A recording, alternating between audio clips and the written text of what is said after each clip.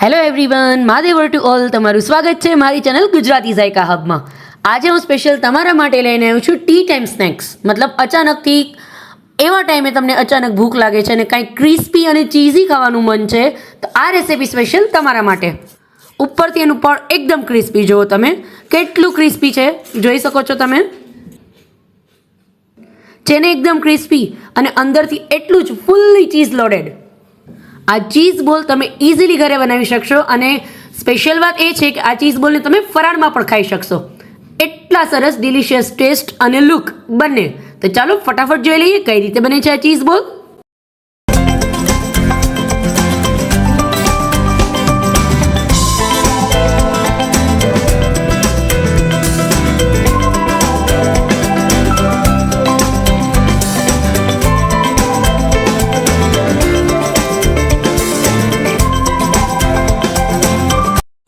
સૌથી પહેલા એના માટે મેશ કરી અને મેં પોટેટો લીધેલા છે, જે બાફી અને મેશ કરી લીધેલા છે, એને એડ કરશું. આશરે મેં અત્યારે 8 નંગ જેવા બટેટા લીધેલા છે, જેને બાફી પહેલાથી અને મેશ કરી લીધેલા છે, જેની અંદર અત્યારે હું 2 થી 3 ચમચી જેટલી તપકીર એડ કરું છું. તમારા પાસે કોર્નફ્લાવર હોય તો તમે પણ એડ કરી શકો છો. 1 ચમચી જેટલો મરી પાવડર એડ કરશું. સ્વાદ પ્રમાણે મીઠું એડ કરશું અને એકદમ સરસ પહેલા બધું મિક્સ કરી લેશું. એક સોફ્ટ ડો જે રીતે હોય, આપણે જે રીતે લોટ બાંધીએ એ રીતે આપણે એને એકદમ સરસ બાઇન્ડિંગ આપી દેશું.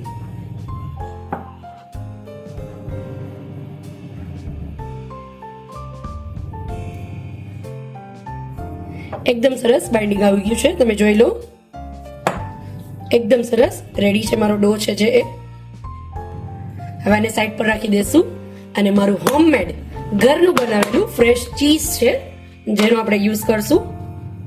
આ ચીઝ જે છે મેં ઘરે જ સેટ કરેલું છે, એને આ રીતે આપણે કાઢી અને એનો એક બોલ બનાવી લેશું. પહેલા હાથની મદદથી નોર્મલી એને પ્રેસ કરી અને આ રીતે નાના નાના બધા બોલ વાળીને ચીઝના પહેલા રેડી કરી લેશું.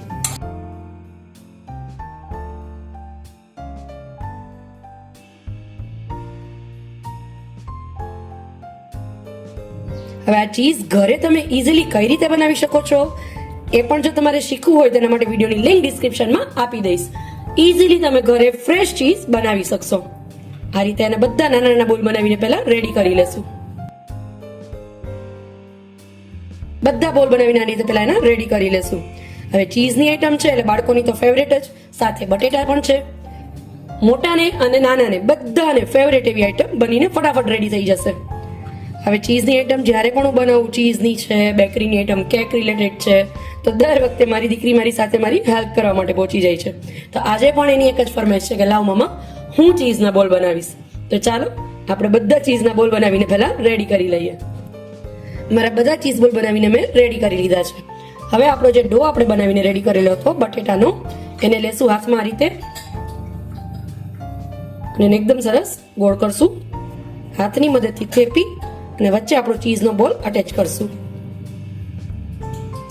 ને ફરતો એને કવર કરશું અને એકદમ સરસ સ્મૂથ એનો ગોળ બનાવી લેશું. આ રીતે સેમ આ જ રીતથી બધા આપણે પહેલા એના વળી લેશું. હવે તમારે જ્યારે એમને એમ ખાવા છે સોસ ચટણી સાથે, તો તમે એની સાઈઝ નાની પણ રાખી શકો છો. બટ જ્યારે આને તમારે એઝ અ કોફતા તરીકે સર્વ કરવું છે, મલાઈ કોફતા શાક બનાવો છો, તો એની અંદર જ્યારે આ કોફતું તમે એડ કરશો ને તો એટલું ડિલિશિયસ ને એટલું ક્રીમી ને ચીઝી લાગશે. તમને એવું થશે કે દર વખતે કોફતું તો હું આ જ રીતથી બનાવું. ફરતું આ રીતે કોટ કરી સેમ આ જ ટેકનિકથી બધા બહુ સારી રીતે હું બનાવીને રેડી કરી લઈશ. મારા બધા બોલ્સ મેં વાળીને આ રીતે રેડી કરી લીધા છે. જુઓ તમે કેટલો સરસ આનો લુક આવે છે. હવે આ બધાને હું ડીપ ફ્રાય કરી લઈશ મીડિયમ ફ્લેમ પર. મારા બધા બોલ્સ તળાઈને રેડી છે. એને આપણે સર્વ કરી લઈએ. એકદમ ઉપરથી ક્રિસ્પી ને અંદરથી એકદમ ક્રીમી ડિલિશિયસ. જો તમે ચીઝ છે એ બહાર લોડેડ થઈ ગયું છે, એટલા પ્રમાણમાં ચીઝ છે. હવે આપણે તમને બતાવી દઉં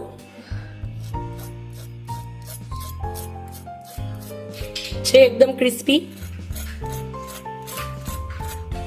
એકદમ ક્રિસ્પી એવું ફૂલ ચીઝ લોડેડ. તમને હું કટ કરીને પણ બતાવી દઉં, જુઓ તમે.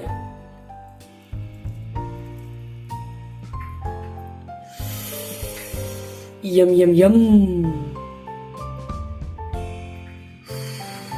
ચીઝ લોડેડ અને ગરમા ગરમ એન્જોય કરવાની ખૂબ જ મજા પડી જશે. ફરી મળીશું એક અવનવી રેસિપી સાથે. ત્યાં સુધી આવજો ફ્રેન્ડ્સ. માદેવર to all.